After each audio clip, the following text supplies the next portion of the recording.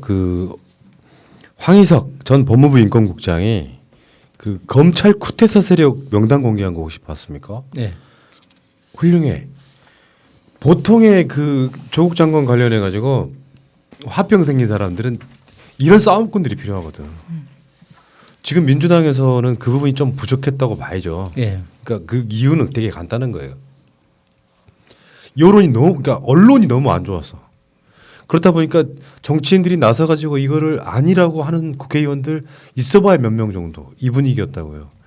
그래서 금태섭이 우리 국민들한테 굉장히 많이 지탄받고 결국은 나가 떨어졌는데 사실 그 검찰 쿠데타 세력 명단 공개하는 거 보니까 예상은 했지만 참 시원하더라고. 근데 그 명단을 보고 발끈하는 언론들이나 이 곤충류로 비유되는 이제 그런 사람들이 이야기하는 그 반응들을 보니까 너무 가소로운 게 그 명단 중에 우리가 처음 보는 이름 있었습니까? 한 번쯤은 다 봤던 이름들이잖아요. 원래 아는 명단이죠. 네. 그러니까 우리가 몰랐던 이름은 단 하나도 안 나왔어요. 다 우리가 이미 알고 있던 이름들이라고. 읽어드려 볼까요? 근데 그걸 이렇게 당당하게, 그러니까 권위 있는 일을 했던 사람이 그 권위 있는 어떤 그 자리에서 이야기하는 게 처음이라는 거지. 그동안 여러 언론이나 수사 과정을 통해서 다 드러났던 이름들이잖아요. 그러니까 자 명단을 알려드리겠습니다. 현직 검사 명단입니다.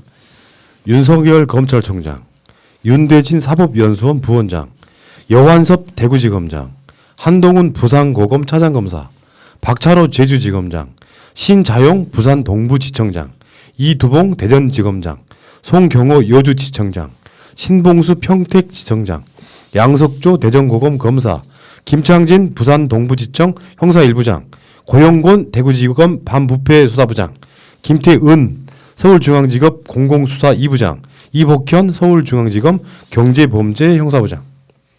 이런 분들이 검찰의 쿠데타 세력이라는 건데 다른 게 있겠습니까?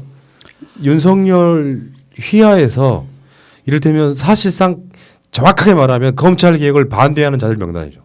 그래서 조국 장관부터 쳐내기 시작하고 지금도 추미애 장관과 대립하고 있는 사람들. 이 정도는 호연지기가 있어야지. 그러니까 다시 말씀드리지만요. 이렇게 선명성 있게 경쟁하는 건 나쁘지 않다고. 민주당 부담스러우면 열린민주당으로 던지면 돼. 실제 이런 이슈가 있잖아요. 거기 최강욱이 들어있잖아요. 황희석 인권국장 전 국장 같은 경우는 아주 유명한 사람이라고 보기 어렵죠. 매니아들만 아는 사람인데 최강욱 뭐 비서관 정도 같은 사람들이 이렇게 같이 맞물려 있으니까 훨씬 재밌는 싸움 되겠다 싶고요. 여기 아젠다로 걸리면 민주당도 분발하게 돼 있거든요. 우리는 그럼 검찰개혁 반대한다는 거냐라고 더 선명해지는 효과가 있다는 거예요. 그러니까 안전빵으로 지역구 같은 데서 막 민주당이 막 잘 될 거라는 거기에 비례대표 한 30석 중에 한 20석 가까이를 20석에서 한 30석 가까이를 놓고 미묘하게 선명성 경쟁이 시작된 겁니다. 좋은 경쟁이라면 저는 반대하지 않겠습니다.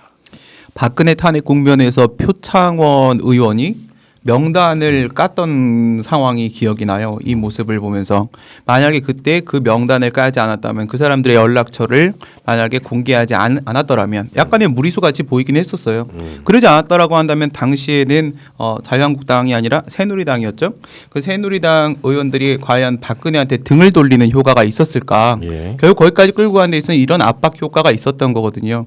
지금 이 황희석 인권국장 같은 경우에는 제가 알고 있기로는 그 용산 철거 사건 당시에 그 변호인단 중에 한 명이었던 걸로 알고 있어요. 그만큼 이제 투쟁력이 있으신 분이거든요. 그래서 이분이 이제 이거를 알린 것은 뭐 그 당시 박근혜 탄핵 국면과 같다고 생각이 들고 이 기회를 통해서 저는 이제 정치 검사들 그 정치 검사 바이러스 검사를 좀 받으시고요. 정치 검사는 검사를 좀 받으시고요. 그리고 어디서부터 그렇게 된 것인지 역학 조사도 좀 받으셨으면 좋겠습니다.